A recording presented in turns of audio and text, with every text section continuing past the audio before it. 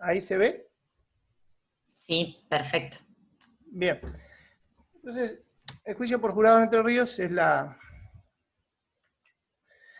los cambios que trae aparejada la ley de juicio por jurado, lo más importante que podemos decir, se basan en aquellos que se refieren a la selección del juez de los hechos, es decir, la conocida o llamada audiencia de voir dire, que es una deselección de jurados que también lo trata en la obra esta el doctor Videla, que me olvidé de nombrarlo, que es fiscal de Quilmes, de la provincia de Buenos Aires.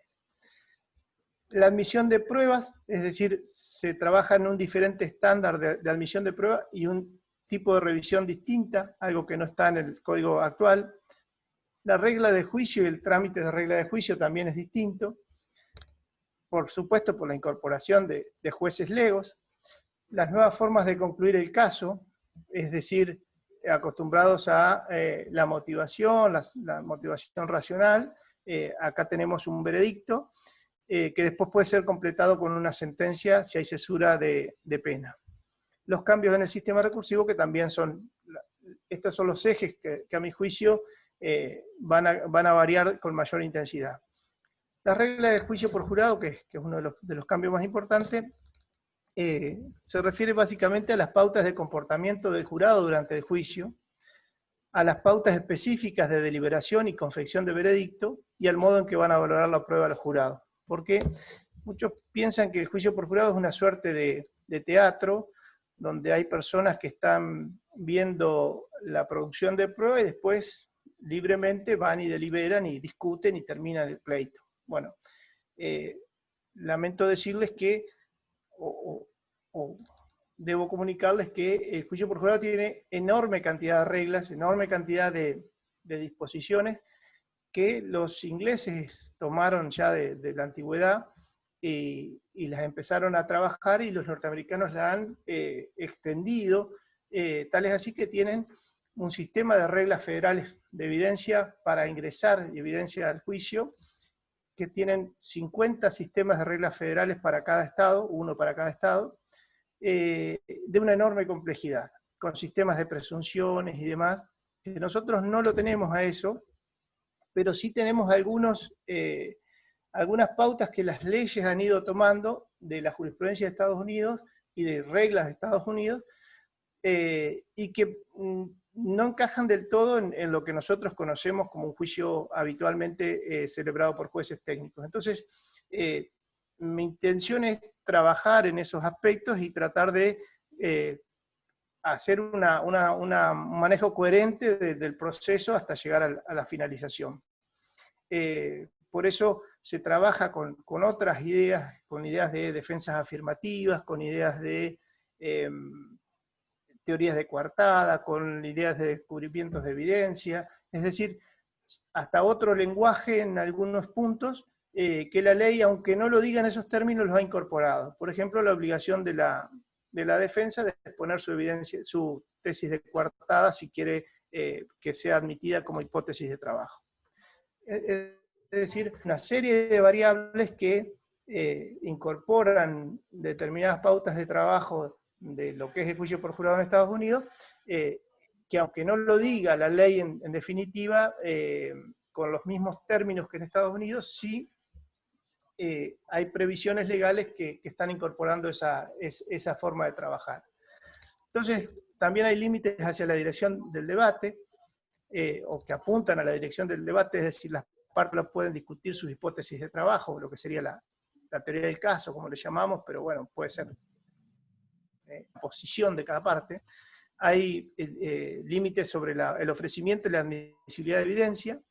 Hay límites en lo que las partes pueden hacer. Es importante que los abogados entiendan que no pueden alegar cualquier cosa, no pueden alegar especulativamente, no pueden alegar sobre el silencio del acusado. Por ejemplo, el caso Griffin de Estados Unidos es un ejemplo, porque eso puede acarrear sanciones, apercibimientos, incluso hasta la nulidad del juicio mismo. Y la forma de hacer preguntas y respuestas.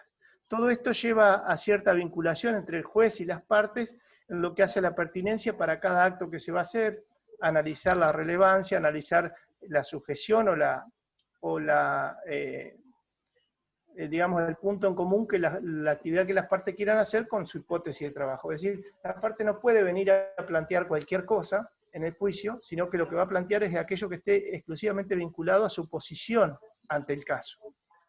Recordemos que, y esto como paréntesis, no es lo mismo sistema adversarial que sistema acusatorio, y el sistema propio de Estados Unidos es un sistema adversarial, en donde el fiscal tiene la disponibilidad de la acción, y entre otras cosas, la disponibilidad de la acción hace que el juicio sea visto en una posición de que el fiscal va al juicio, y el caso del fiscal es lo que se debate en juicio básicamente, y lo que el juez tiene que asegurar es un proceso justo al acusado dentro de ese marco. Por eso hay muchas disposiciones que tienen que ver con que el caso llegue a juicio, el caso se ventile en juicio y se termine en juicio. Es decir, como están planificadas las leyes de juicio por jurado, con la visión puesta en Estados Unidos, tiene que ver con la preparación de un caso que va a ir a juicio. Entonces, una de las principales temas, o para dividirlo en temas, como lo dije recién, se refuerza la etapa intermedia. Nosotros ya tenemos una etapa intermedia, pero se refuerza distinto, y acá se establece un control de la acusación que puede tener dos interpretaciones. Una es que la haga el mismo juez siempre, y otra es, como dice el artículo 99, que yo en el libro puse 98, porque me quedé con la versión de la ley anterior, y en ida y vuelta cambiaron el texto, así que pido disculpas anticipadas. Y está previsto en el artículo 25, 99 y 405, pero con todo el, que es otro de los temas que tenemos nosotros. Distinto a Neuquén, a Río Negro o a Chubut, que tienen la ley de juicio por jurado dentro del Código de Procedimientos, nosotros vamos a tener una tarea enorme de compatibilizar el Código de Procedimiento con la ley de juicio por jurado, porque hay muchas de las cuestiones que están previstas coherentemente, otras no tanto, y otras que se duplican en la previsión. Así que va a ser una labor interpretativa compleja, les anticipo. Por lo menos a mí me costó un poco establecer ciertas cuestiones, y lo que yo he escrito es mi opinión. Puede haber mejores, y por supuesto debe haber mejores opiniones, así que siempre estaré abierto a escuchar. Entonces, el control de la acusación, que pareciera estar dividido de lo que es el control de la admisibilidad de prueba, lo haría en principio, de acuerdo a una de las dos posturas que se pueden tomar, lo haría el juez de garantías a partir de establecer si el fiscal tiene un caso, si cuenta con elementos de convicción para un caso, si hay un hecho penal relevante y una participación del acusado. Básicamente, de la ley de juicio por jurado estos elementos se desprenden. Mandaría esa acusación, como se hace habitualmente en la oficina de gestión, se sortearía el juez para el juicio, se sortearían los potenciales jurados y se haría la audiencia del artículo 25, que es la audiencia, digamos, ómnibus para tratar todo lo que es la preparación del juicio. Fíjense que la ley es clara en indicar que es la audiencia de preparación del juicio, con lo cual no está diciendo que va a ser una audiencia para tratar planteos que no tengan que ver con el juicio. Digo esto porque me parece que todos los planteos que no tengan que ver con la preparación del juicio tendrían que desagotarlos antes. Cuando hablamos de audiencia de preparación del juicio, tengan en cuenta que pueden ser unas audiencias, no una sola. Por ejemplo, en Estados Unidos los casos más importantes de juicio por jurado, el caso de Michael Jackson, tardaron meses preparando el juicio y depurando cuestiones, porque cuando los imputados tienen estudios jurídicos importantes en Estados Unidos, contratan una serie de abogados que hacen estudios y demás, y terminan haciendo muy compleja la etapa de emisión de prueba, porque saben que la prueba admiten y que es vista por los jurados, en general, si les complica, tienen pocas chances de salir airosos. Esto se ve también en el juicio de O.J. Simpson, lo pueden ver en Netflix, pero también hay un trabajo de cada uno de estos temas, hay un trabajo, uno de Longoria de la Universidad de Harvard, que lo desarrolla, yo lo he tratado bastante en el juicio, en el libro, sobre todo el tema de cómo, por ejemplo, en el juicio de Michael Jackson, sacaron los abusos anteriores o intentaron de que no ingresen al segundo juicio y demás. Les digo porque nosotros tenemos por ahí la idea de que la audiencia de preparatorias tiene que hacerse en 1 hora y terminarse, y muchas veces puede ser que lleve a un tema a otro que tenga que ser una serie de audiencias con cuestiones preliminares. Puede suceder o no, puede ser que en 10 minutos termine todo, pero bueno, planteo las cuestiones. Ahí están los requisitos que la ley establece para desarrollar esta audiencia, que, bueno, con presencia de partes, oralizada, sin escrito, el querellante que no asiste está como desistido, se va a trabajar la admisibilidad de evidencia, y en acuerdos sobre hechos no controvertidos.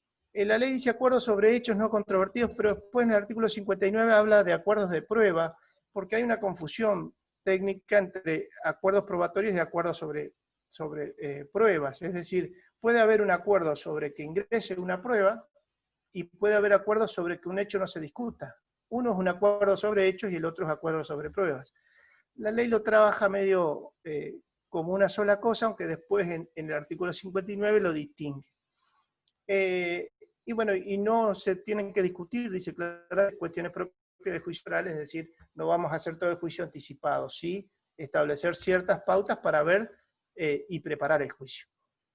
¿Qué evidencias van a ser presentadas en juicio y qué evidencias no podrán ser presentadas en juicio? Esto es importante tenerlo en cuenta porque esa es, en definitiva, la etapa de preparación.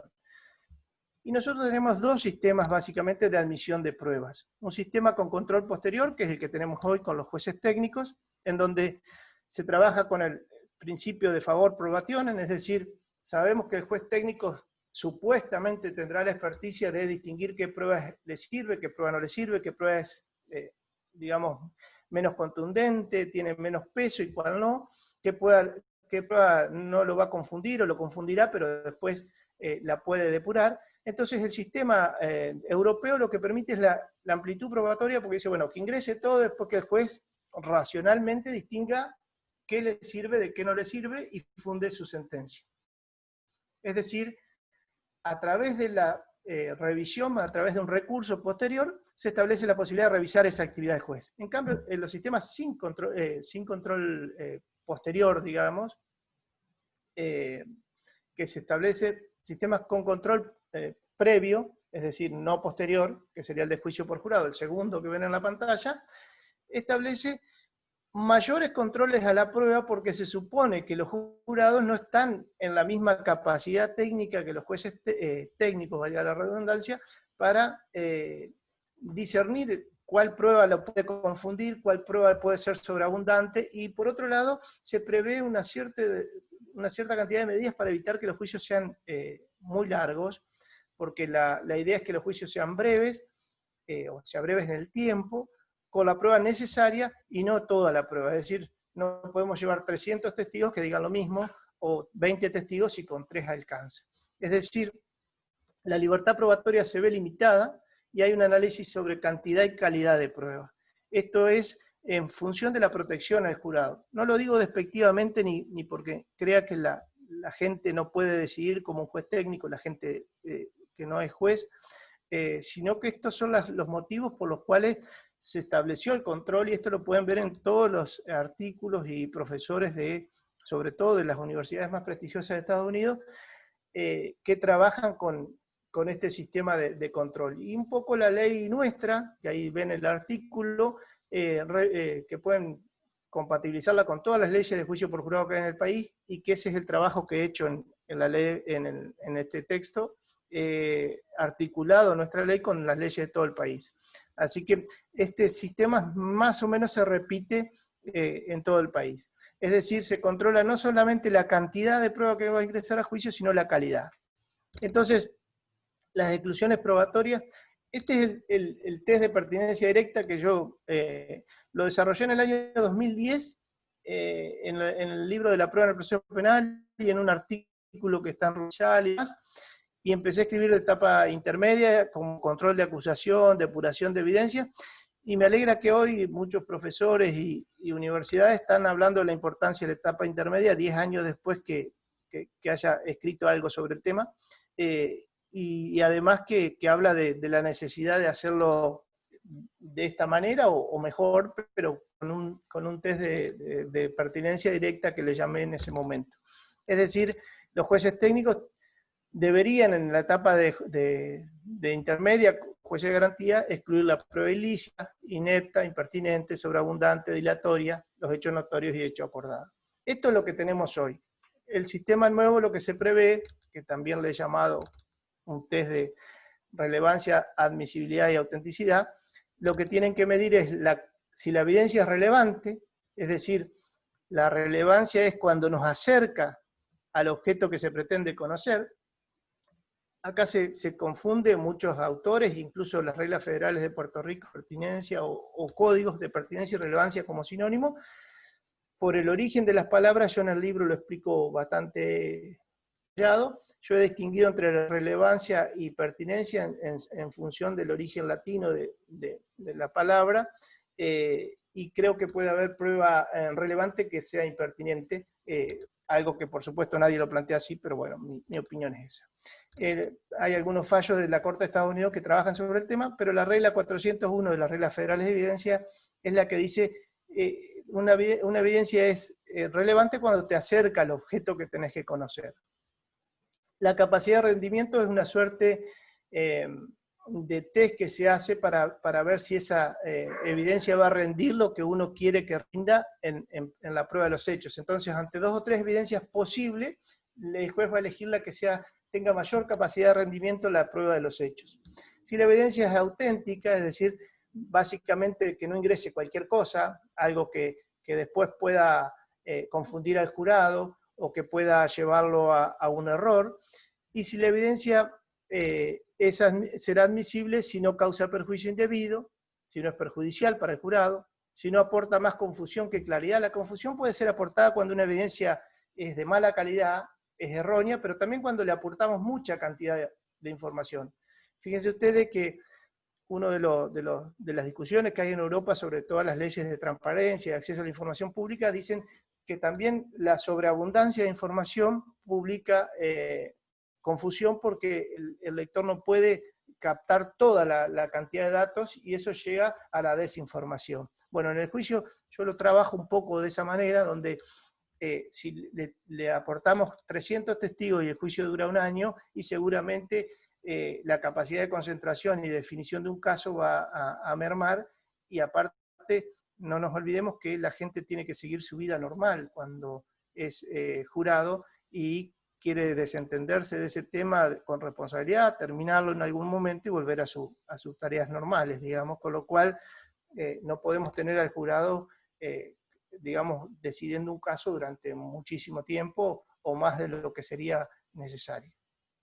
Que no resulte dilatoria, y la Corte de Estados Unidos, me gusta esa frase, por eso la repito, ha entendido que la exclusión es el último recurso y no el primer impulso del juez, con lo cual pareciera que nos abre el panorama de decir, bueno, controlen todo esto, pero tengan prudencia al excluir.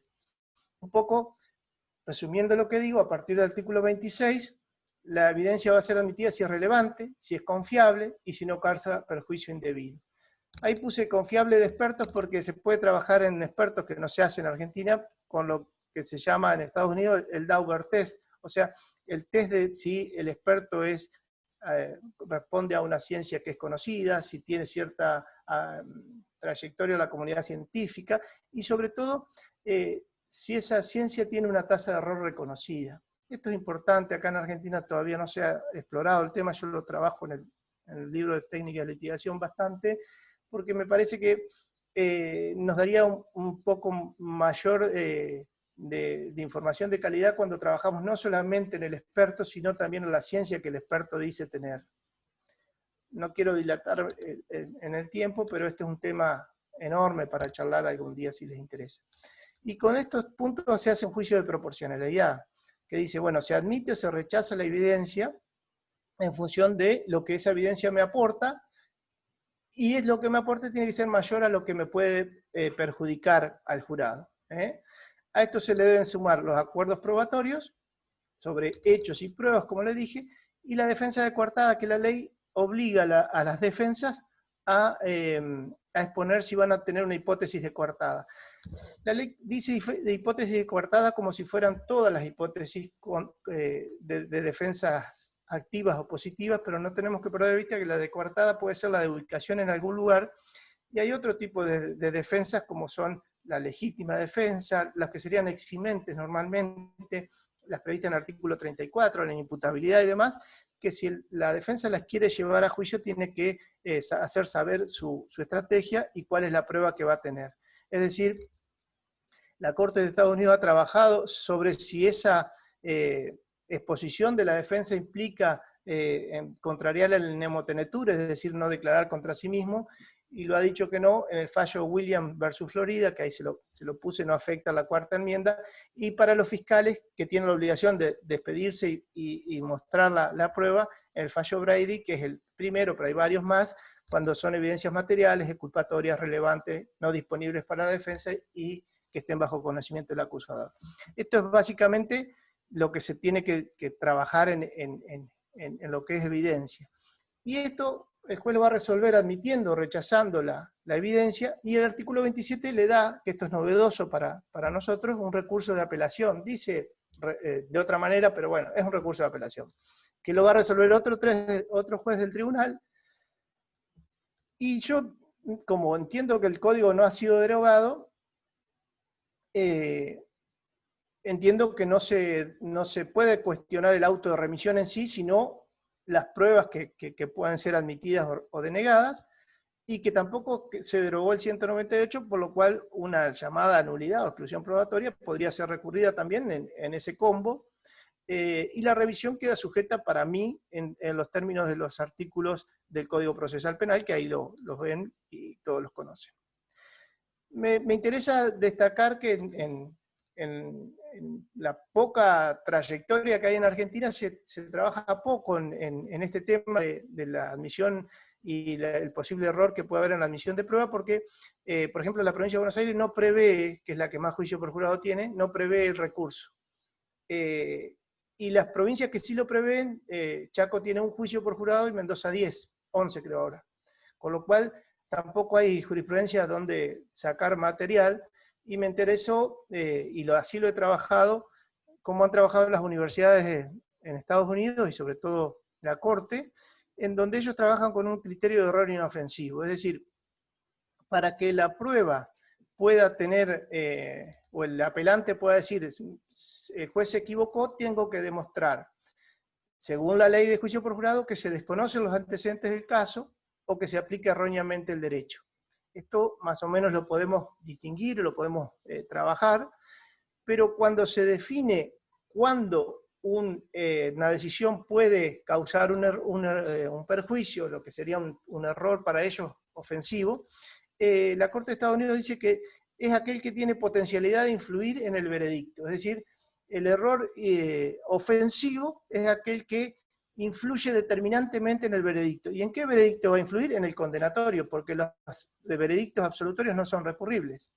Pese a los tratados internacionales y a todo lo que se trabaja en tema de víctimas y las convenciones, la ley de juicio por jurado, acá y en todas partes del país, establecen la prohibición del recurso para los acusadores en caso de absolución. Este no es un tema menor, y que en algún momento por ahí se plantea o no, no sé. Recordemos que el fallo BPR contra Nicaragua es un recurso de la acusación ante la absolución de un abuso de una menor, pero se está juzgando un Estado, no una persona. Con lo cual daría para charlar en otra oportunidad sobre lo que serían las definiciones de la Corte Interamericana de Derechos Humanos, los estándares que promueve y a quién son aplicables. Es decir, en definitiva, la resolución que uno quisiera recurrir, primero tiene que protestar, después apelar, y si protesta y apela y no nos hacen lugar, cuando sale la sentencia condenatoria, la defensa podría tener la posibilidad de volver a plantear el tema ante una condena adversa, ante una respuesta adversa. Un poco de síntesis, por si los perdí, disculpen, pero esto es muy técnico. La evidencia tiene que ser relevante, auténtica, no tiene que generar riesgo de causar perjuicio indebido, no generar confusión, no generar desorientación, no generar delación indebida, servir para acreditar hechos controvertidos. Es decir, Si los hechos no están controvertidos, es interesante que no se aporte más evidencia, aunque podrían acreditar circunstancias de los hechos no controvertidos. Es decir, el muerto está muerto, pero necesito acreditar a qué hora fue, necesito acreditar una circunstancia del esquema de trabajo, y bueno, en ese momento podría hacerse. Tiene que ser descubierta, es decir, puesta a disposición de la otra parte y ofrecida a la etapa oportuna, todo esto para poder ser admitida y valorada. No sé cómo voy con el horario, si no voy... Esto me interesa trabajarlo porque no es algo que esté en el país, ni creo que no está en ningún lado, pero afuera sí. Y sí nos puede dar alguna pauta a mirar estas cuestiones para charlarlas, y no para importar sin beneficio de inventario, ni comprar enlatado, sino para crear nuestros saberes a partir de la discusión, de las charlas, de la aplicación coherente del derecho, me parece, pero sin perder nuestra identidad jurídica. Este test de error o de ofensividad, como lo he llamado, me interesa que tengan en cuenta, porque acá no hay jurisprudencia, pero sí hay tanto en los países del common law como en lo que es básicamente la Corte de Estados Unidos, y la Corte ha dicho que el acusado no tiene derecho a un camino justo, tiene derecho a un camino justo pero no perfecto. Esto porque hay muchos errores que pueden ser considerados inofensivos. Que se busca mantener la sentencia pese a uno o más errores, esto también es criterio permanente de la Corte, y que debe establecerse si se ha hecho justicia sustancial en el caso. Hay un fallo ahí que dice: la Constitución no garantiza un juicio libre de errores. Los errores entonces tienen que ser sustanciales, haber influido en el veredicto y haber determinado al jurado en función de la prueba, por ejemplo, que fue rechazada para la defensa. Esto lo digo para el futuro de la casación de errores ofensivos o inofensivos de juicio por jurado. Les repito, hay poco en Argentina, me interesó trabajar con lo que hay afuera para que lo veamos, y el que le interese lo puede mirar. Es decir, se debe verificar si hubo un error y si hubo una influencia sustancial para lograr un veredicto.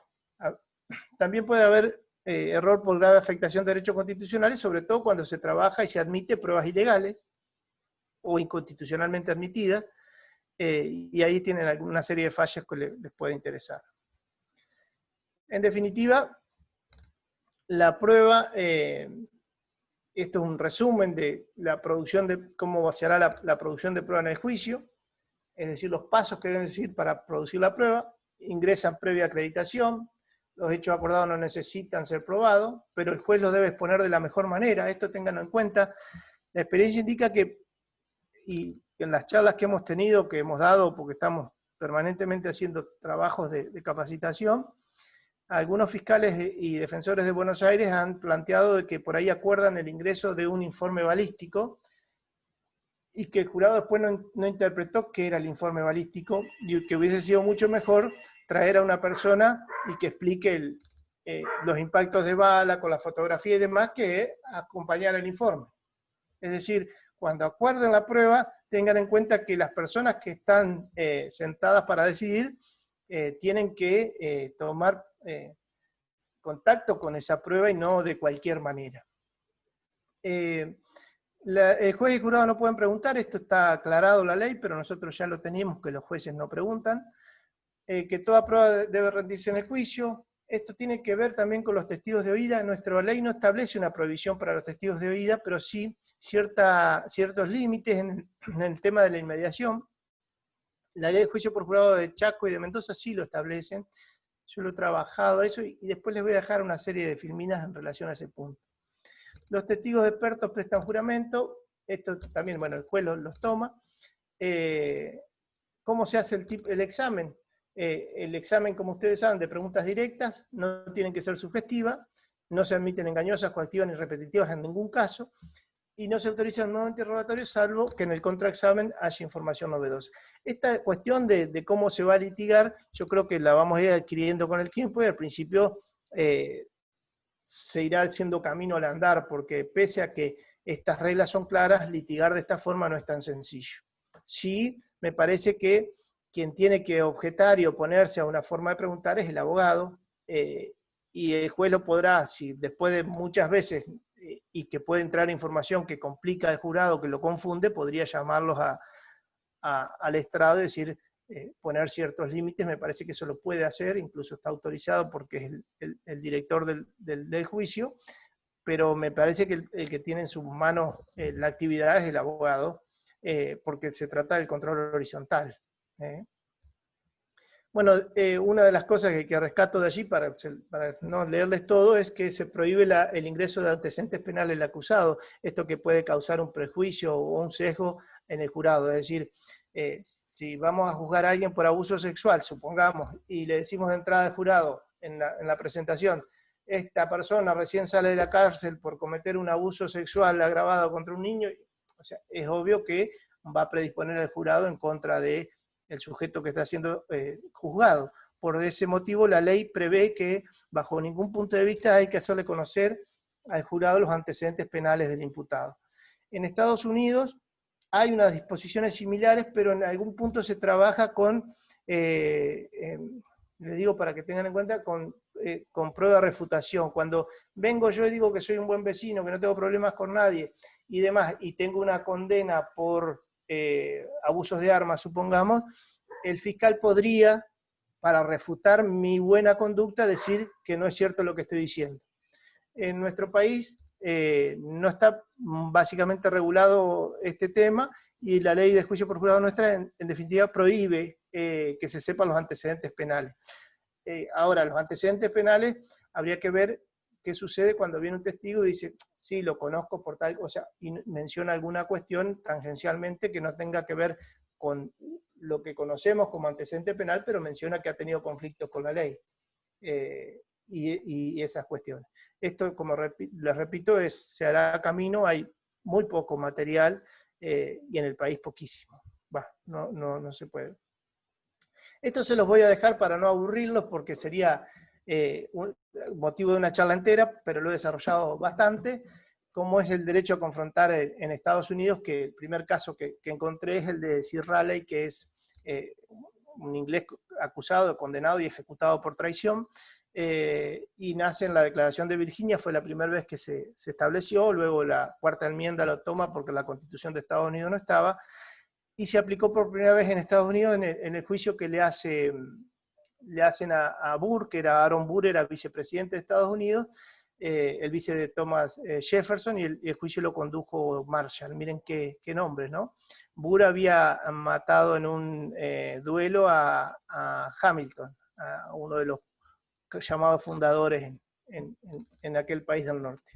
Pero esto es básicamente para que tengan en cuenta de dónde viene para ellos la fortaleza del derecho a confrontación, que nosotros no tenemos arraigado, pero que estas leyes de juicio por jurados exigen cierta predisposición a que la prueba se produzca en juicio, con lo cual el derecho a confrontación y cierta protección del jurado contra los testigos de oída tenemos que ir viéndolo.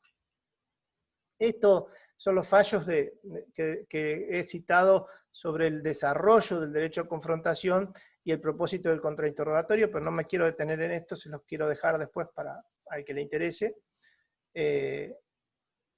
Y esto es para qué sirve la prueba, o para qué se prevé el derecho a confrontación, y todo lo que tiene que ver con la cámara GESEL, con los casos de violencia de género y demás, que en alguna charla posterior, si quieren, lo podemos hablar, pero para que tengan todos los precedentes más nuevos y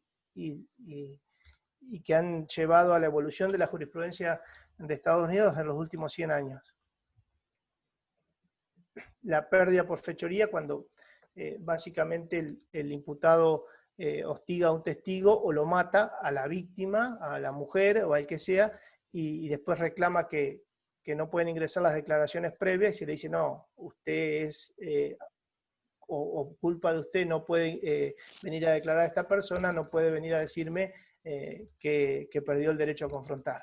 Es decir, el primer fallo ahí que yo lo cito, porque me gustó la frase, que es de 1878, dice que la ley le otorga el privilegio de enfrentarse a los testigos en su contra, pero si voluntariamente los mantiene alejados, no pueden insistir en ese privilegio. Me gustó el modo de describir el privilegio. También la diferencia entre coacosado y coconspirador, que ellos trabajan distinto. la persona que está enjuiciada en el mismo caso, o la persona que comete el hecho con el coacusado, pero lo enjuician en un juicio abreviado distinto y después colabora. ¿Qué pasa con el colaborador si puede utilizar esa prueba en contra del coacusado? Estas cosas en algún momento se van a plantear en Argentina, me anticipo tal vez 10, 20 años, pero por ahora no los tenemos planteados, aunque la ley del arrepentido podría generar algunos temas de esto. Esta es la síntesis del desarrollo del derecho de confrontación de Estados Unidos desde el 80 hasta ahora, pero se los voy a dejar para ir a otro tema que me interesa trabajar. Las instrucciones al jurado, voy a tratar de redondear si no los aburro demasiado, pero las instrucciones al jurado, nuestra ley prevé solamente instrucciones iniciales y finales. Las otras leyes del país solamente prevén finales. Y las instrucciones correctivas que yo agregué allí, que son las propias que tiene el juez como director del debate, que son aquellas que tienden a, supónganse que un abogado se va en una pregunta y afirma algo que puede ser decisivo, en vez de preguntar, dice él la respuesta, el juez ante una objeción podría decir, no tengan en cuenta lo que han oído, eso no es prueba, supónganse.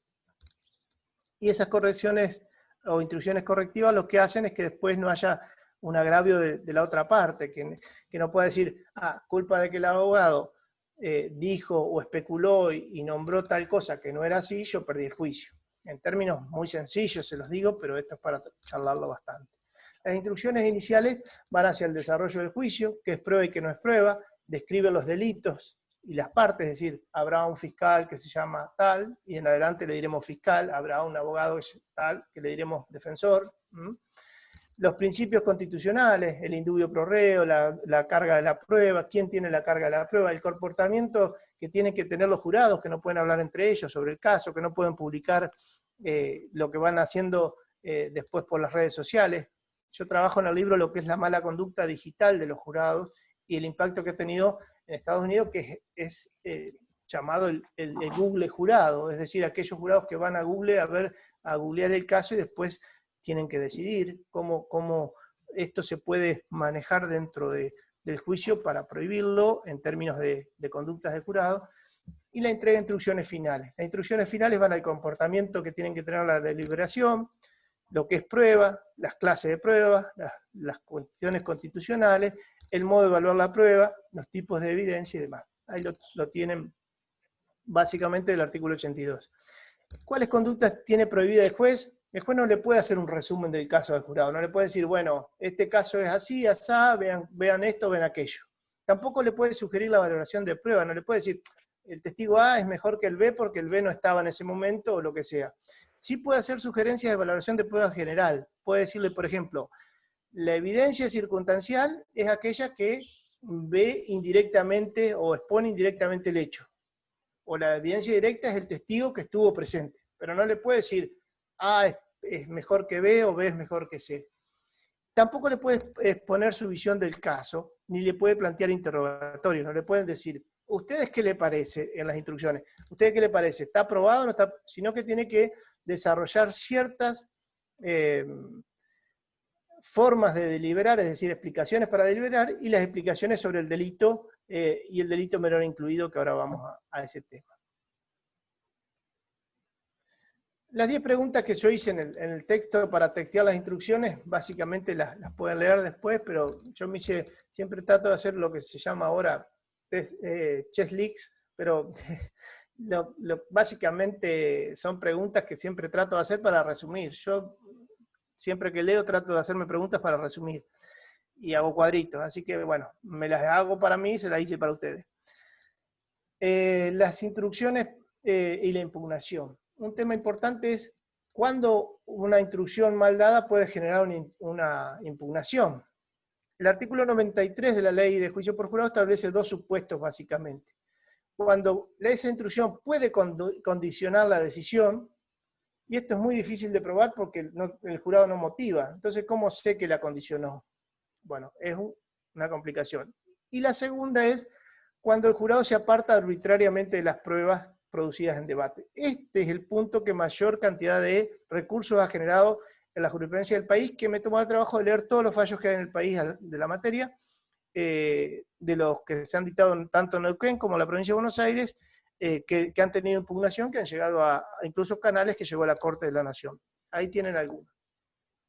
Es decir, el segundo punto es el que más se trabaja. Repito, porque el jurado no motiva. Entonces, ¿cómo se trabaja para la arbitrariedad? Y se trabaja bajo el test del veredicto razonable, que esto es conocido como el test de Jevers, que se complementa con otro caso que es Binari, que son de la Suprema Corte de Canadá y que lo toman todos los tribunales que trabajan con jurado, por eso no queda otra que recurrir a eso. Y en Argentina también, cuando han resuelto, han recurrido a esos precedentes. Lo que tiene que determinar el tribunal de juicio es si el veredicto pudo razonablemente haberse arribado con la evidencia que se produjo en el juicio y si eso es razonable. Es decir, no se establece esto es mi opinión, no se establece si el caso se hizo justicia o no, sino con la evidencia que el jurado vio, es razonable lo que resolvió. Básicamente es eso. Ahí tienen bastantes fallos tanto del país como de afuera. Y otro de los puntos que marca una diferencia en el juicio por jurado con el juicio que tenemos nosotros es que en general cada cuestión que se plantea se trabaja con un test, el llamado test de ofensividad. Es decir, ahí tiene el caso Remer versus Estados Unidos, que es un caso de un jurado que alguien se acercó a él y le dijo que si quería tipo ganarse un dinero al resolver el caso, y bueno, esta persona dijo que estaba muy, muy presionada para decidir el caso y demás, y la Corte de Estados Unidos terminó diciendo que si bien este hombre pudo estar presionado, además, lo que se había resuelto y lo que había sucedido no tenía un perjuicio concluyente para la parte. Lo que le dije recién, en general se trabaja por la mantención de la sentencia y de los juicios. Y ahí tienen otros casos más. En definitiva, y para terminar, y si quieren charlamos un ratito, este es el caso de Simpson, que se los recomiendo, que está en Netflix. Lo que trabaja en la revisión del veredicto del jurado, la pregunta que debe hacerse no es si el jurado llegó al veredicto correcto, sí se debe preguntar si el veredicto fue razonable a la luz de la evidencia que el jurado resolvió y la ley aplicable al caso. Esto es todo. Ahí les dejo el Facebook y si quieren charlamos un rato. No quería apabullarlos ni aburrirlos, pero esto es parte de lo que he trabajado